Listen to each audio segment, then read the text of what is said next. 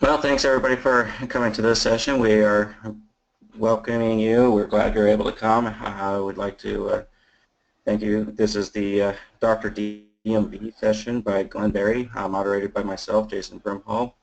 We'll be talking about how to use DMVs to diagnose performance problems. Go ahead and click next, Glenn. If you have any issues and you need technical assistance, there's a quick guide right there on the screen. I'm not going to dive into that. There are tools within the GoToWebinar that you can use to request assistance. Next. Big thank you to all the sponsors, Microsoft, Idera, Tunity, SQL Sentry, and HP, Hewlett-Packard Enterprise. Without these people, we're not able to provide these types of events, specifically 24 hours of pass and doing it for free. So whenever you get a chance, go ahead and give them a shout out and a thank you. They're what makes this possible. Next. If you're not already a member of PASS, the question is why not? You should join up. There's lots of technical content, lots of training, lots of community, and lots of networking. Right there you can see there's a SQLpass.org. Membership is free. Head out to SQLpass.org and join up and start becoming a part of the community and start networking so you can improve your career and get the most out of it. Next. There's this conference coming up here in October. It's called PASS Summit. This is the 2016 edition. If you have not already registered, we have this special discount code that you can use. It's called 24HOP200. It'll save you $200 off the top until September 18th. If you're planning on going, you haven't registered, I highly recommend using this discount code. Next. Coming up for this session, we have the Venerable Glenn Berry. He is a consultant, trainer, speaker, author, works for SQL Skills. If you haven't heard of them, they are a premier consulting firm. These guys know what they're doing. Glenn can be reached on Twitter at Glenn Allen Berry. He's also known as Dr. DMV. Get to know your DMVs very well. He has a lot of intriguing queries and some wonderful information from his DMV queries, and he's bringing that to us today. Besides the training today, you might also want to check out some of his Plural Insight training that he offers. Glenn, the stage is yours. All right, thanks, Jason. So this is Dr. DMV, how to use DMVs to diagnose performance problems. And I am a principal consultant at SQLskills.com. I work for Paul Randall and Kimberly Tripp. So database performance issues are immediately noticeable. You know, if something's going wrong with your database server or one of your databases, they can quickly affect your entire organization. And usually you can't just go in and reboot the database server and hope that fixes the problem. Anybody who's been a DBA for any amount of time knows that DBA actually stands for Default Blame Acceptor. You know, I can't tell you how many times I've heard, what's wrong with the database? Why is the database server so slow? And it could be there's nothing wrong with the database or database server, but I got tired of hearing this, so I put together these scripts long ago to help get to the root of that issue as quickly as possible, because the database is always guilty until proven innocent. So you need some tools and the knowledge on how to interpret the tools to figure out if there's actually a problem or not and what the problem might be. Because nobody's ever come to me in my career and said, the database server is too fast. I've never heard that.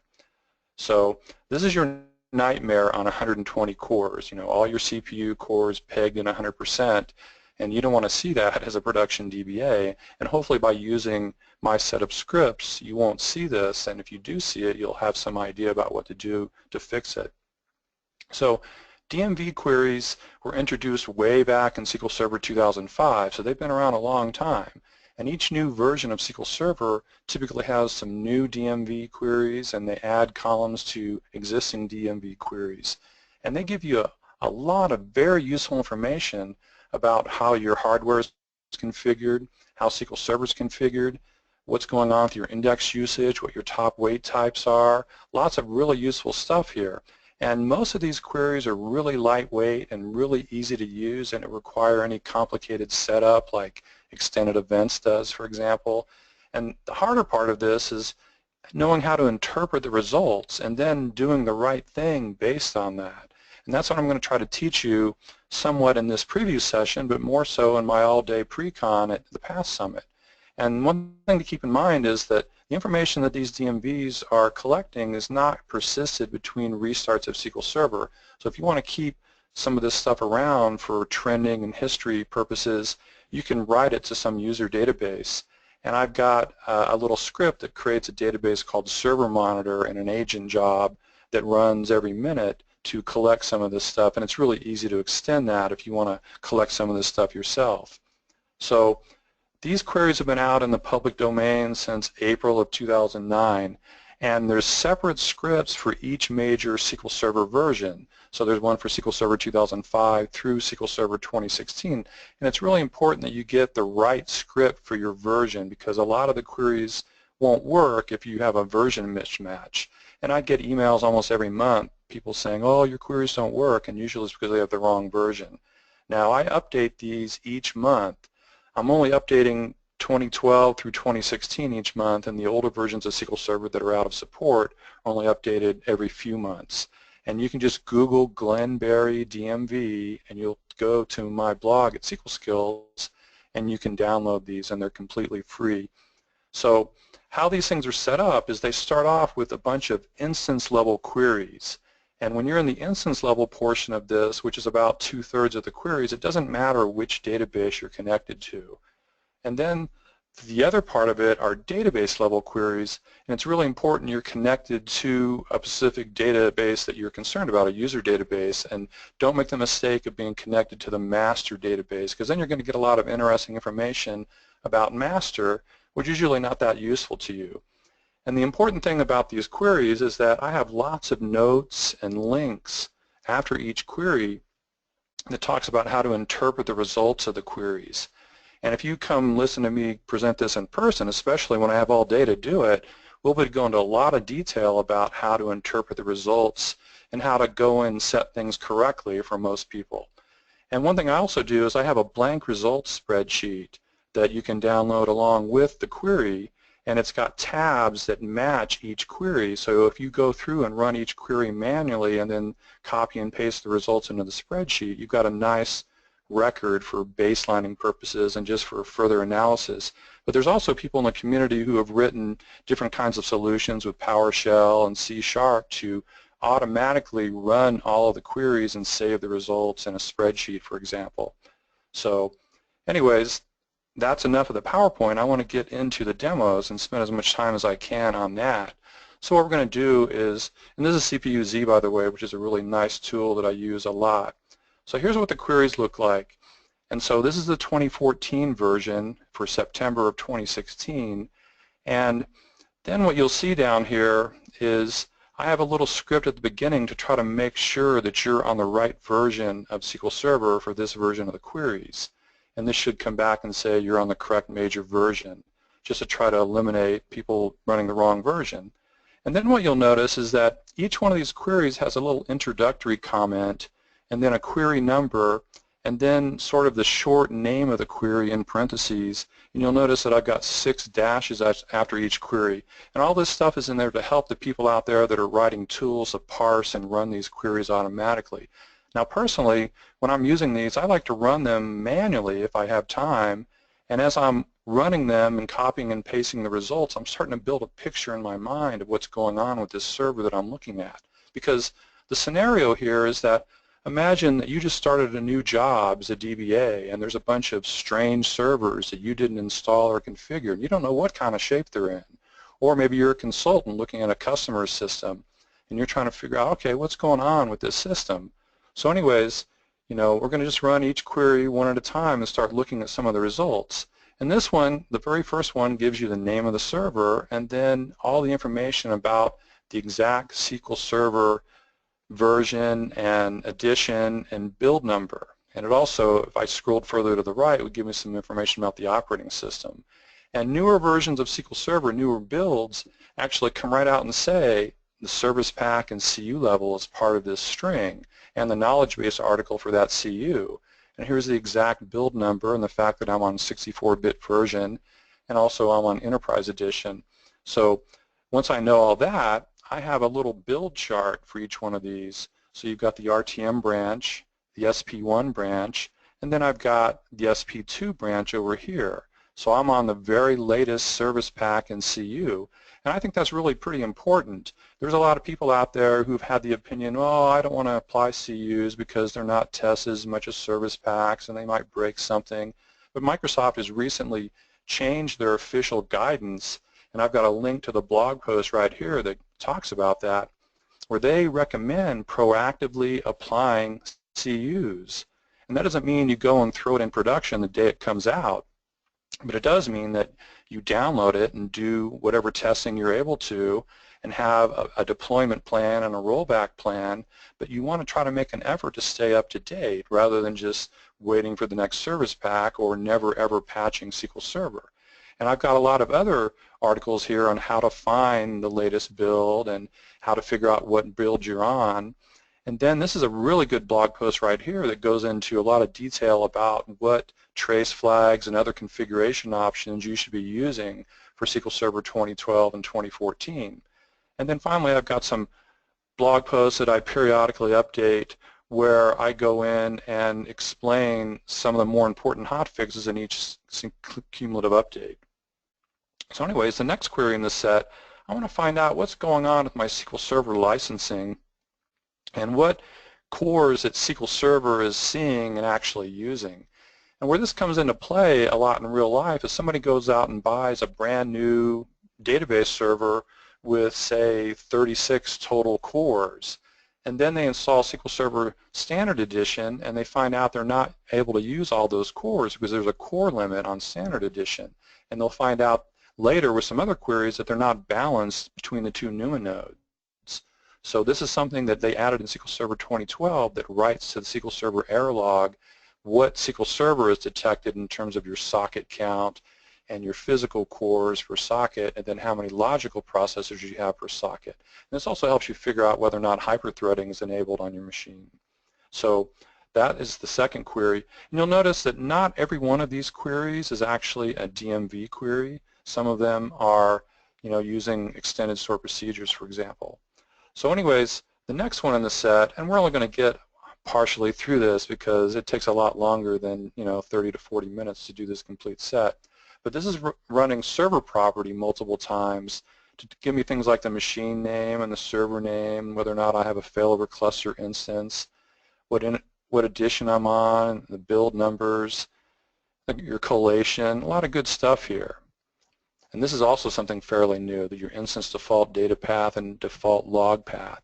So we get that from that query. And then this is one of the more important ones. This is going to show me all my instance level configuration values for the entire instance. And this is in alphabetical order, and it depends what version of SQL Server on, how many rows you're going to get back here, but certain ones I key in on are backup checksum default, which is a new one for 2014, backup compression default, which has been around for quite a while. Typically you want both of these enabled. Backup compression default you probably don't want to enable if you're using transparent database encryption, although if you're on SQL Server 2016 you don't have to worry about that anymore because they play together much better. Also, I want to know is the CLR enabled or not. I want to know what the cost threshold for parallelism is. The default value is 5, which is often too low for a lot of workloads. I want to find out things like what my max degree of parallelism is and my max server memory. And also I want to know about optimize for ad hoc workloads, which I think should always be enabled. And then I also want to know if remote admin connections are enabled. So moving on, the next one is I want to find out what are all my global trace flags that are in effect. And on SQL Server 2014 and older, I think these three should be enabled for every single instance. There's absolutely no downside to having 11.18, which helps TempDB work better, enabled. 2371, I don't think there's any downside to that either. That lowers the threshold for automatic statistics updates on large tables. And Microsoft actually agrees because both of these are enabled by default on SQL Server 2016. And then 3226 just disables writing successful database backup messages to the SQL Server error log. And that keeps your error log a little smaller and easier to find important problems. So, and then of course I've got comments and links explaining these. And if you're doing stuff with spatial data, there's a couple of new trace flags if you have a new enough build of SQL Server 2012 or 2014 that are really important to have these enabled if you're doing stuff with spatial. So the next one, this is something they added in SQL Server 2014 Service Pack 2 that tells you whether or not instant file initialization is enabled. And in my case it is, and that's something you do want to have enabled in most cases. It eliminates the step of zeroing out space in the data file after it's been allocated, and it can make a huge difference when you're restoring a database from a full backup or just growing a data file by a large amount. It only works on data files, not on log files. Now the next one in the set is looking at what's going on with SQL Server's memory usage. So this is telling you that SQL Server is using about 8 gigs of RAM, and you want to believe this, not what it says in Task Manager. And then the fact that I've got something besides 0 on locked pages means I have locked pages in memory enabled, which I think you should enable in pretty much every case. And then finally over here are a couple of flags, and both of these you want to be 0. That means that the process is not low on memory or virtual memory for the SQL Server process. So that's all looking pretty good. I've got this set to an artificially low value on purpose. So moving along, the next one is going to tell us what's going on with SQL Server services as far as your database engine and SQL Server agent. And if I had full text search running, it would be also showing up here.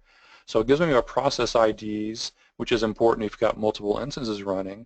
They're both set to automatic startup, which is usually what you want unless you have a failover cluster instance. They're both running, but here's the really important one, the last startup time.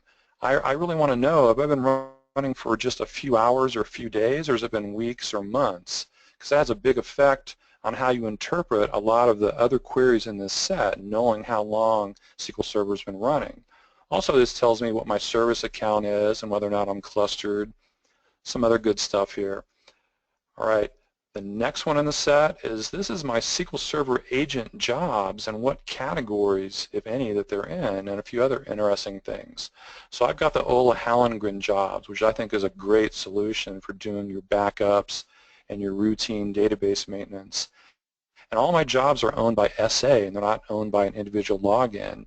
And then it can also show me that they're all enabled, and whether I've got a notify email operator set up, which I don't because it's not a production server, and then what category they're in. And I like to assign all my jobs to categories because there's useful things you can do if they're in a specific category instead of just blank. And then it shows you the next run date and next run time. All right, the next one is we're going to look at SQL Server agent alert information.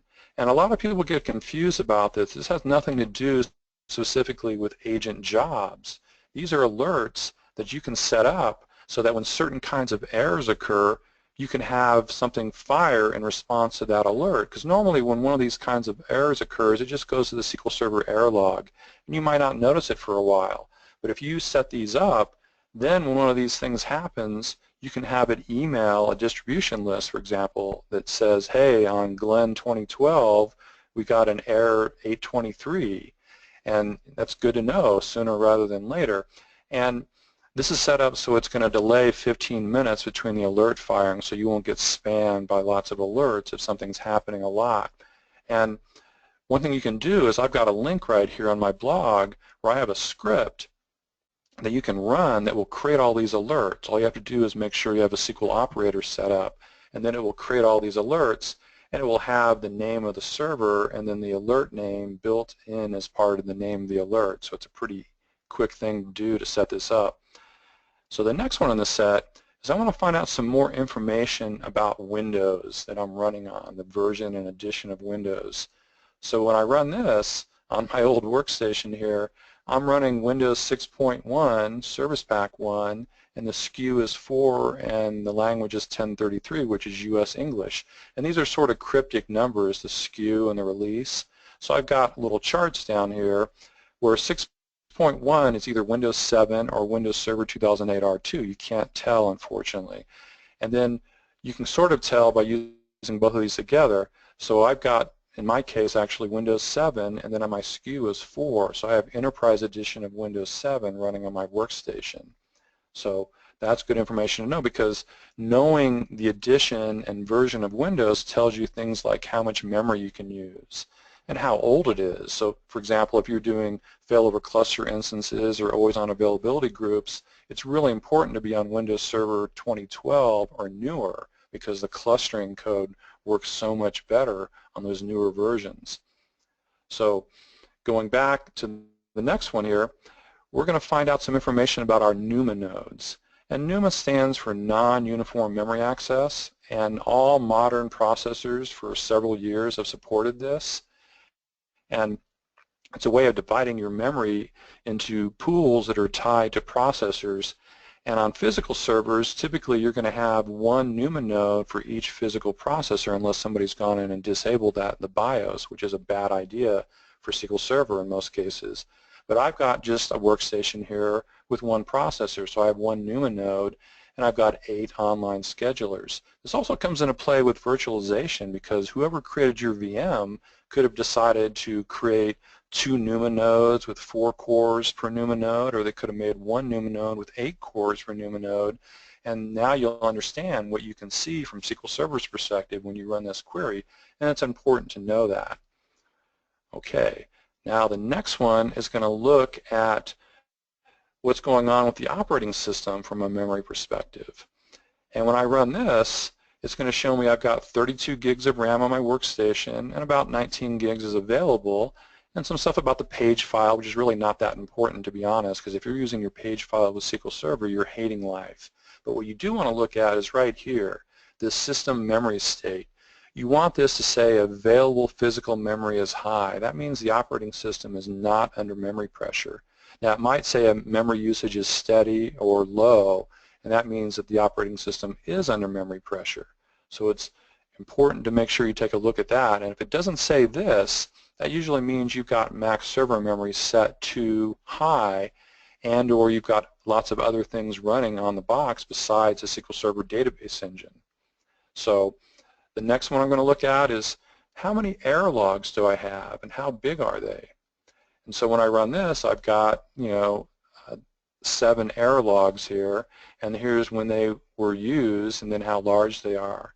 And that's sort of a good idea to keep a look at this, because then you can decide whether you want to recycle your error logs more often, for example. So I had a pretty decent large one right there. Moving on, if I had a failover cluster instance, which I don't on this machine, this would show me all the nodes and then who own the instance right now.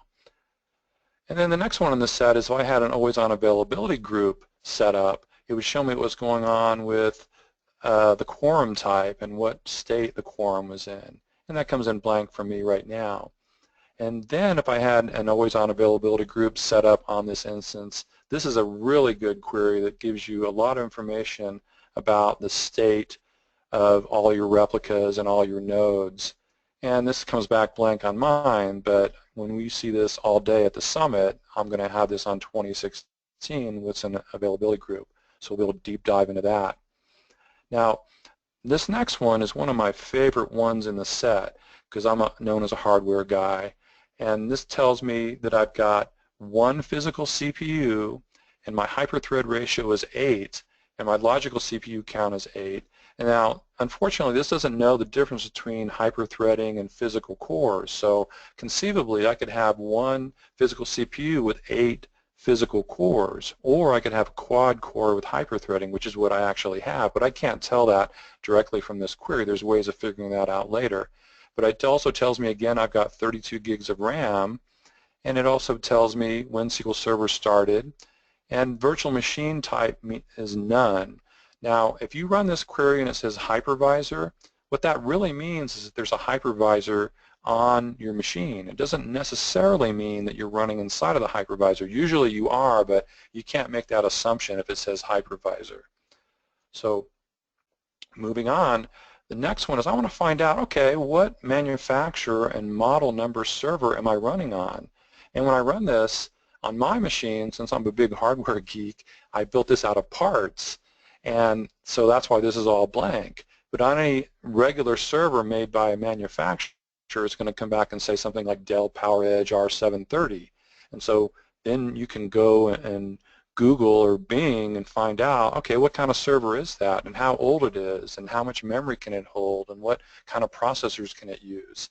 And also, if you're running inside of a VM, it'll come back and tell you whether it's VMware or Microsoft, for example. So you'll know what kind of a VM you're running in. Unfortunately, it doesn't tell you the version, but it lets you know which major kind of VM you're running. And then the next thing I want to know is what kind of processor am I running? And when I run this, this tells me I've got a Core i7-3770K that runs at a base clock speed of 3.5 gigahertz. And again, if you're a major hardware geek like me, you have most of these model numbers pretty much memorized. But if you're not, you can look it up and go to the Intel Arc database, for example, and find out all the gory details about this processor. And you can find out how old it is and what instructions it supports and what its base clock speed is and what its turbo boost speed is and how big its L3 cores are.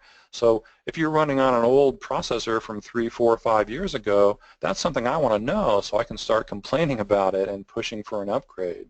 But now I know and I don't have to guess about it. And I've got, again, under each one of these queries, lots of links about how to find out more about this subject. And I'll be spending a lot more time at Summit going into more detail about all this. So the next one is buffer pool extensions. And this is a new feature that they added in SQL Server 2014 to let you set aside some space in your file system to cache clean buffer pool pages. And the ideal scenario for this feature, which works in Standard Edition, which is a great surprise, is that if you're running with a SAN, and your SAN has magnetic drives, and it's not a flash-based SAN, and you have pretty poor random read I/O performance from that magnetic-based SAN. Well, if that's the case, and if you have an OLTP workload, then buffer pool extensions, if you use it properly, can help you quite a bit, because you set aside some space in your file system and create this caching file on a fast, local flash storage device, and Microsoft doesn't check to see what you're doing. So if you want to be dumb about this, you could stick your BPE file on a thumb drive or on a really slow magnetic drive, and that would be a bad thing to do. But if you're being smart about it and go out and get a fast flash drive and make sure that it's local, you can get a nice performance increase in some cases. So when you run this, it shows me that I do have it enabled, and it's 64 gigs in size, and here's where it's located. And then what you can do is, if you're actually using it, you can run this query to figure out whether or not you're really using that caching file. So I went through some gyrations to force it to use this, and one of the things I did is I restricted how much memory that I had available for SQL Server. So it turns out I am using that caching file a little bit since I've been running. All right, the next one here is I want to find out, have I seen any memory dumps from SQL Server? And so when I run this, and a memory dump just means that SQL Server was having some severe problems just short of crashing completely. And if that happens, it writes out a memory dump, which if you know what you're doing, you can crack it open and try to figure out what's going on. And there's also a text file that comes along with it, which even mere mortals like me can usually figure out. But normally you might end up sending that memory dump file to Microsoft in a support case, and they can quite often find out what the problem was. And sometimes they find a defect in SQL Server that they come along and put a hotfix out for. All right, another new one that was recently added was how many data files are in the tempdb database. So when I run this, I've got 4 data files on my instance. And with SQL Server 2016, they let you set those up during the setup process. With older versions of SQL Server, you've got to go back and add additional data files yourself. And the standard guidance nowadays is to start off with 4 to 8 data files and make sure they're all the same size and they're all set to auto-grow the same increment. and then check to see if you're seeing allocation contention later. But now I can see this by reading the error log. The next one I want to find out is how are all my database files laid out across my file system. So when I run this query, it's going to show me that here's all my different databases, and here's a data file and a log file, and these are on the C drive, and then some of my other ones I've got log files on the L drive. And then when I go over here, this is going to show me things like, am I using % growth for these files, which is bad, you don't want to do that. What is my growth set to in megabytes, and then how big is the file? So by looking at this, and you can see I've got my tempdb files on my T drive, but it shows you again how things are laid out so you get an understanding for how you're using your file system and then what's going on with all these individual files. All right, the next one in the set, I want to find out what's going on with all my logical volumes that I have any SQL Server database files located on. So when I run this, I've got a C drive and an L drive and a T drive. They're all SSDs. They're all using NTFS. Here's their logical volume names. And here's how large they are and how much space I have available. So I've got plenty of space here. Now, obviously you don't want to run out of space, so you have an issue there. But even when you're running low on space, you can have performance problems both with magnetic drives and with flash drives, depending on what kind of storage you have underneath the covers. But being aware of how much space you have free is a really good idea. So the next one in the set is something I stole from Jimmy May and cleaned it up just a little bit. But this is going to look at your drive level latency for all of your drives where you have any SQL Server database files. And this is looking at virtual file stats, and it's going to include everything that's touched that file since SQL Server's been running. And so things like index maintenance and backups and any HADR activity, all that's going to come in here along with your regular workload. So these numbers are typically going to be quite a bit higher than you might see in other tools. But again, this is a useful way for looking at high latency and wanting to investigate further. It looks like this is relatively high read latency in my C drive. And that's because I was slamming this before I got here to have something interesting to look at.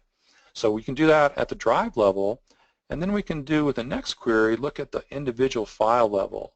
So I want to figure, okay, it looks like I've got an issue on the C drive. Why is that? And if I look here, I've got this on the C drive. This no compression test has a pretty high average read stall in milliseconds.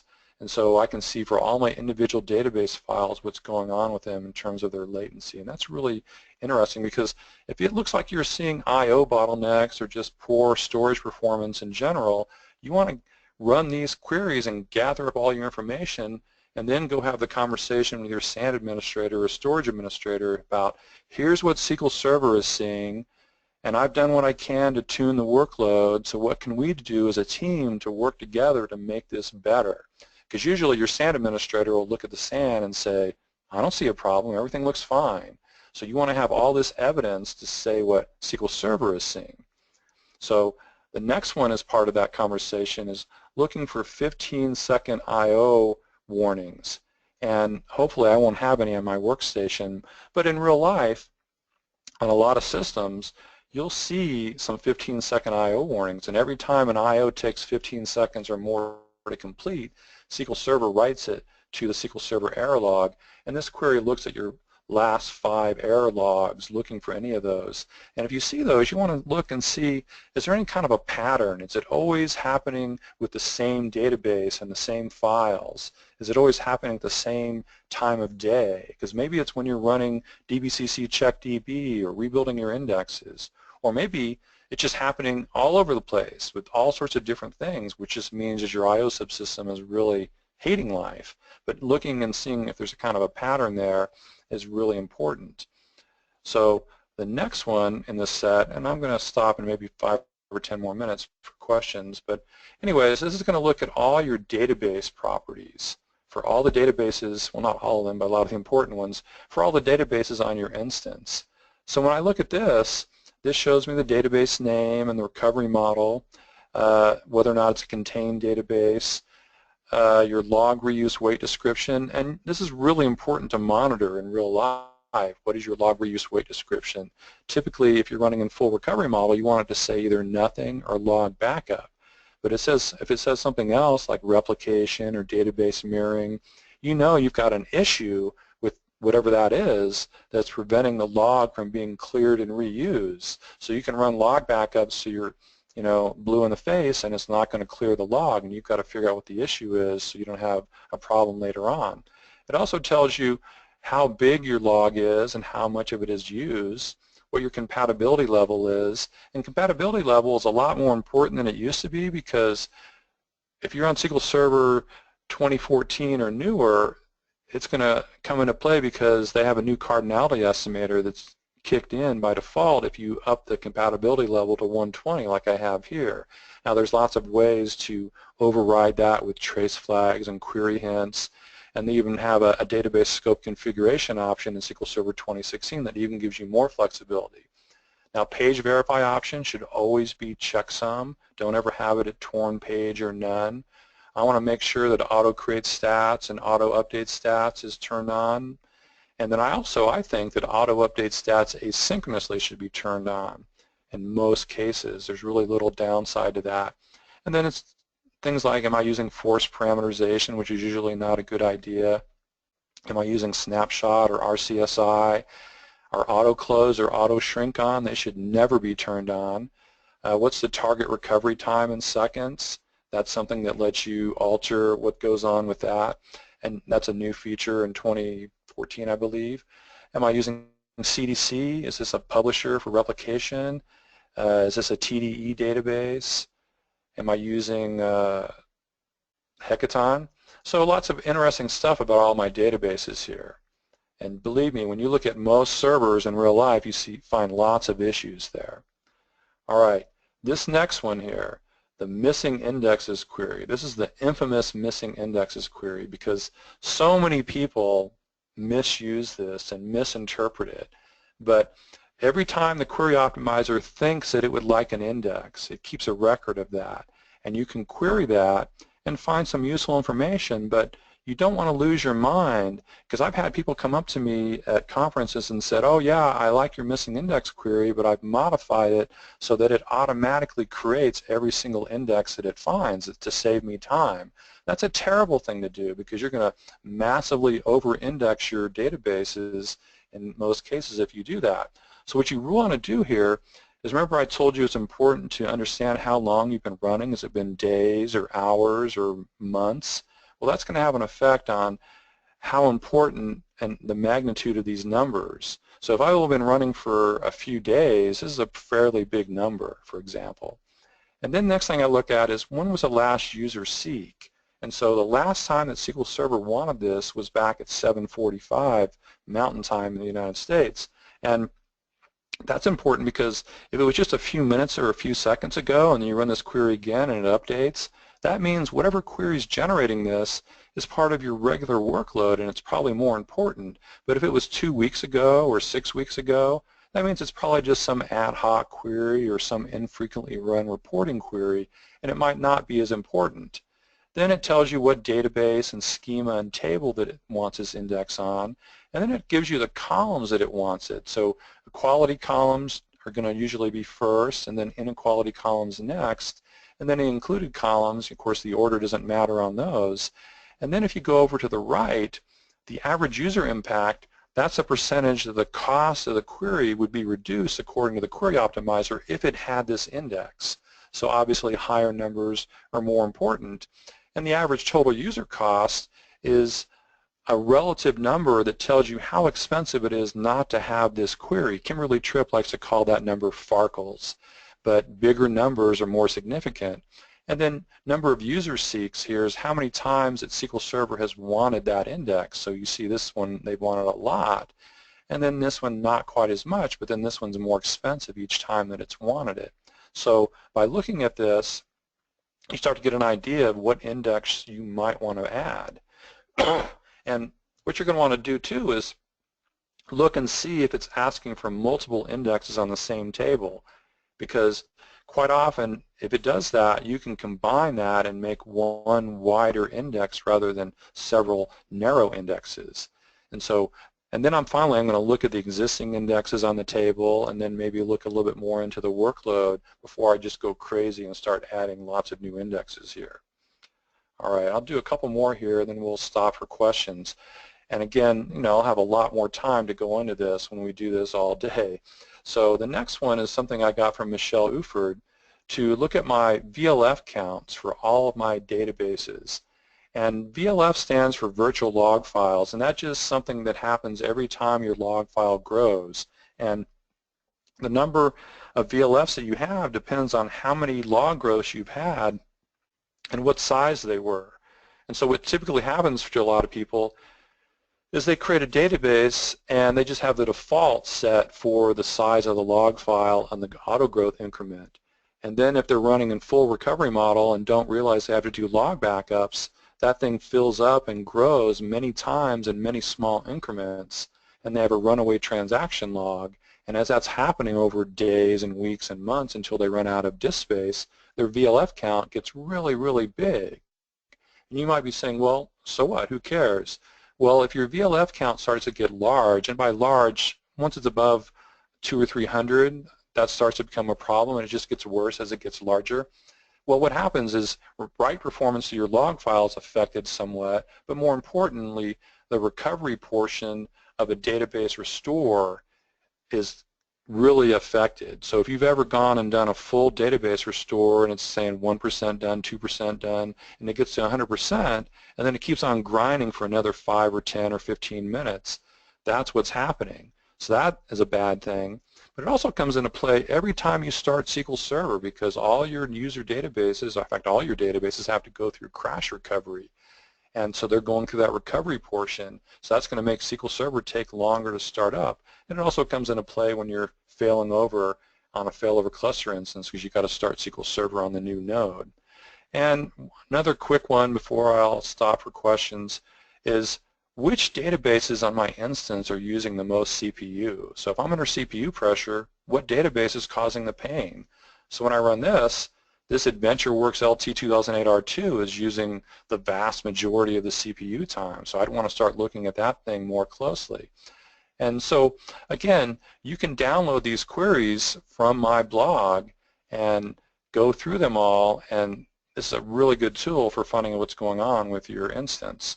So where we were is right here. We have some time for questions. Hopefully there are some questions. Otherwise I can go back and do more demos until we run out of time. But are there any questions, Jason? Sorry, getting myself off mute. Yes, I have a few questions for you. Okay. The first question that I couldn't answer, and there's been a bunch of questions so far, so the group has been pretty good about asking questions. But I couldn't answer this one because this is specifically to you. Ronaldo asks, why recompile on the DMOS version? Yeah, that's a good question. That usually comes up. Well, I put option recompile on every single query because what I'm trying to do is make sure that it doesn't go into the plan cache and kind of pollute your system with these diagnostic queries. And the other thing I put in there is no lock hints everywhere, just to make sure that I'm not causing any kind of a blocking issue, just out of an abundance of caution. There's no real reason besides that. That's actually kind of what I suspected, but wanted it from you direct. So next question from Mark V. He actually has two of them. So the first one is, one of the jobs I noticed you have is record instance level metrics. Can you briefly mention what is in it? Okay. Yeah, well, I think I mentioned I have this blog post, there's a link to it in my script, where I give you a script, and you run the script and it creates a database called Server Monitor with a table and a store procedure, and then it also creates an agent job that you saw there, record instance level metrics. And if you just run that, it'll create a database in the default location, and it creates the agent job that runs once a minute, and that agent job collects, I think, 6 or 7 different instance level metrics and just writes it to that table. And it's very lightweight, and it gives you, just by looking at that and querying it, you can get a pretty good high-level overview for whether or not your server is hating life or not, and it just gives you some history. So, you know, if you want to use that for free rather than buying some third-party monitoring tool, you could do that. And if you want to get a lot of pretty dashboards and ease of use, then there's lots of good third-party tools out there. Okay. Second question from Mark was, you have a Pluralsight course about DMVs and you're doing SQL Pass session on the same topic. How will the two be different? Okay, that's a good question. Well, I have 3 Pluralsight courses on DMVs, and they're on the SQL Server 2014 version, and I made those about a year ago. And the one that I'm going to be doing at the Pass Summit is going to be on 2016 with a lot of new queries and a lot of new stuff. So, I mean, if it was me, I would listen to the Pluralsights first and then come to my session at Pass and get even more detail on newer stuff that's SQL Server 2016 specific, which most of still be applicable to older versions, but there's a lot of new stuff for 2016. Okay. And I think we got this one answered from Paresh. How did you know the drives were SSDs? I suspect it's because it's your laptop and you just know. Yeah, I just know. I can't tell directly from here. So yeah, that's a good question. So there's no magic. I just know because it's my own. But if I wanted to try to figure that out, I'd have to either run some benchmarks or just look at the machine and figure it out. Okay. And we're getting a bunch more questions coming in. Here's one from Jacob Andrews. Anything specific to virtual server health performance? Well, I mean, all of these you're running inside of your VM if you're virtualized. So you're going to see SQL Server's point of view from inside the VM. And anything that's looking at the OS or the hardware is going to see what the VM sees. I mean, it passes through things like the processor description, but other things like how much memory you have and how many cores you have and how many Newman nodes you have, that's all what the VM sees. So. Okay. Harold Velasquez asks, have you used Data Collector to complement your performance queries? I haven't. I mean, I used to play around a little bit with Utility Control Point back in the 2008 R2 days, but I don't know, generally speaking, I don't like to use things like Data Collector. I try to use my own tools and, you know, start up a server monitor for collecting history stuff and just run these DMV queries periodically because I know how to interpret them so well, and, you know, they're just extremely lightweight and they're not doing anything unless we're actually running them, as opposed to having some larger tool, the bigger footprint running constantly. Okay. Here's kind of an interesting one, more opinion-based for you, from Mike B. If you could have 4 DMVs and only 4, which that you could use to troubleshoot and not to gather general information about the server, what would they be and why? Oh, wow. Well, probably the first one I would run would be the cumulative weight stats query to see what SQL Server's been spending the most of its time waiting on and how long those weights are and whether they're resource weights or signal weights. That'd probably be the first one.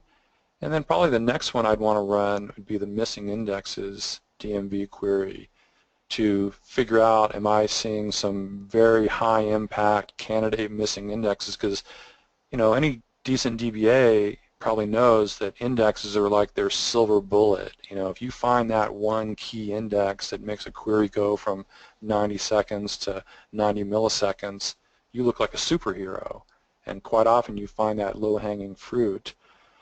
Beyond that, probably the next one would be the one that looks at SP configure to get all the configuration settings to see if anything is really going terribly wrong there. And then, I don't know, after that, it would just depend on what I'd found earlier, because the weight stats query will point you in one direction or another, and then you'll know what you might want to run based on that. Good answer. James Yucanis says, Glenn, you are awesome. Well, thanks. Are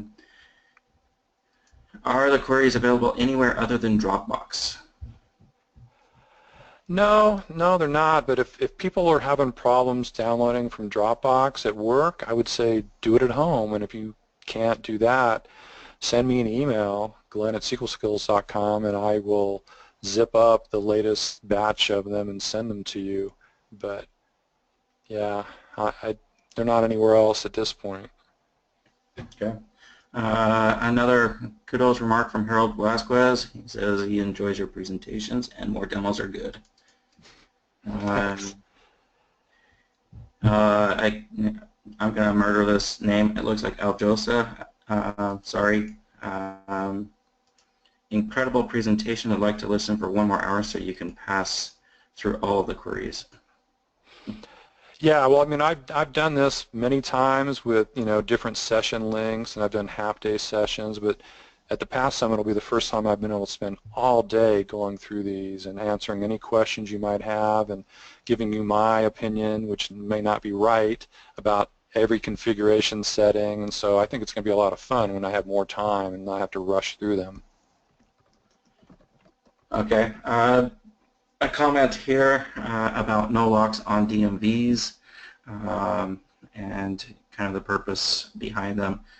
Aren't they in memory and latches are already minimized is the question. Yeah, I mean, that's pretty much true, but again, I just wanted to make sure that there's no possibility of anything that I'm doing, excuse me, affecting your server while it's running. It's probably not really necessary, to be honest, but I just do it, so.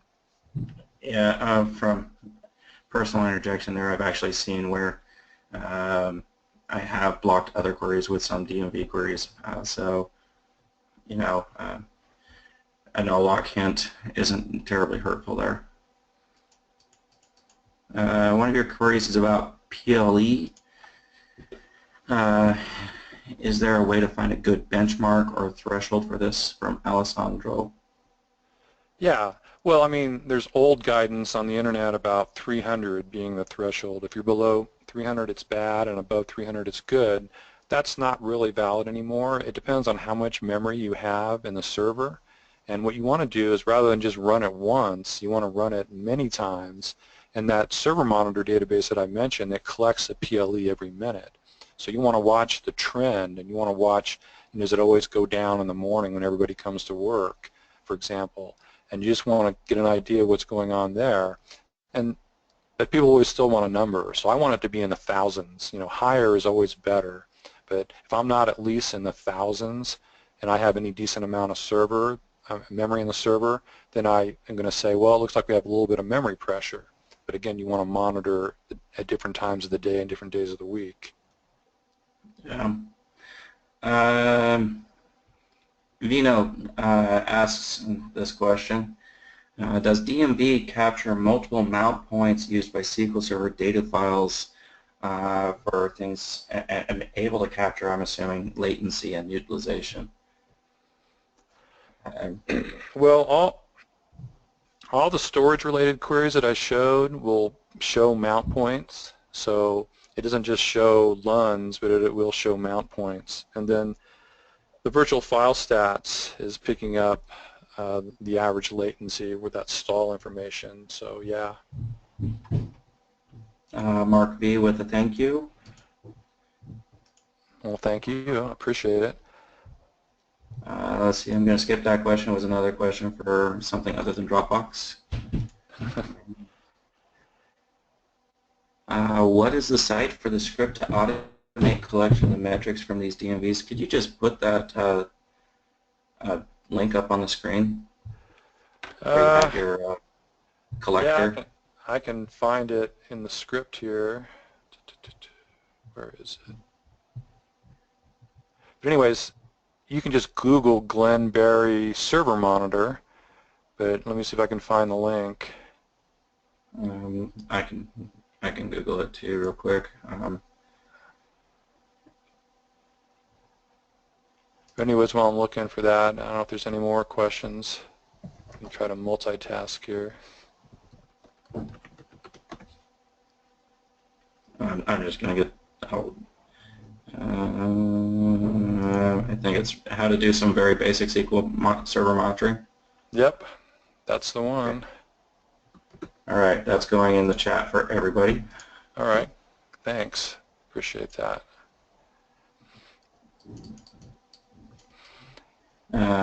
Next question.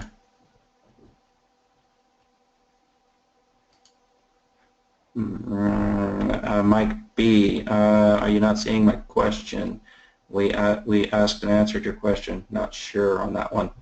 If there's another one, sorry if we missed it. What information? Yeah, go ahead. What information you can't get from DMVs do you reference the most?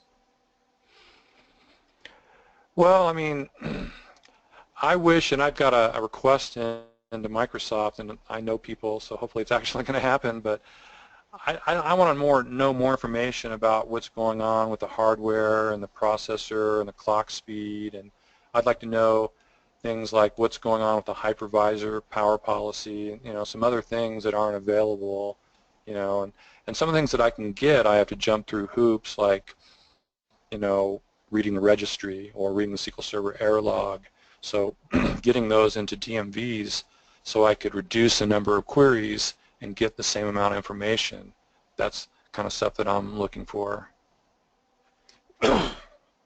Okay. Are you working on an Azure DB version of the queries? Has these changes? Yeah, there's lots of changes with Azure DB and how DMVs. Yeah, that's something that I hope to get done this month, the first version of that.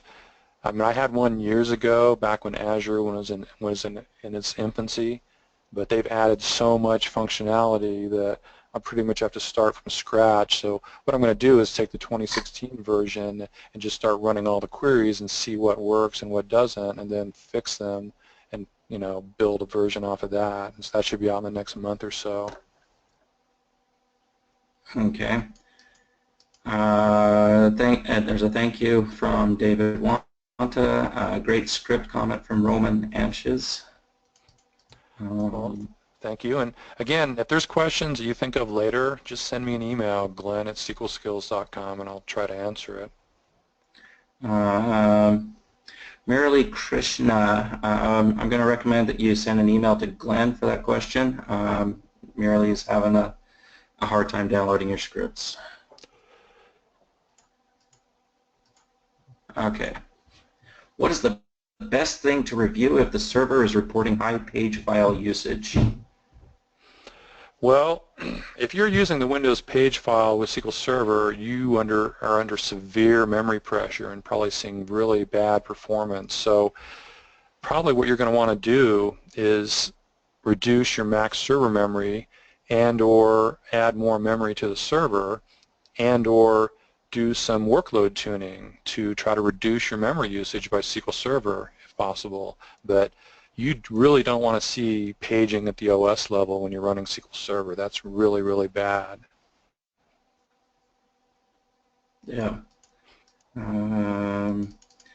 Will your entire sessions be recorded at Pass Summit? Well, I don't think that they record the pre-cons. I know they record the regular sessions during the week. I think if you want to hear the entire session, you just have to pay and come listen to it live. I don't think they make recordings of those available. Yeah.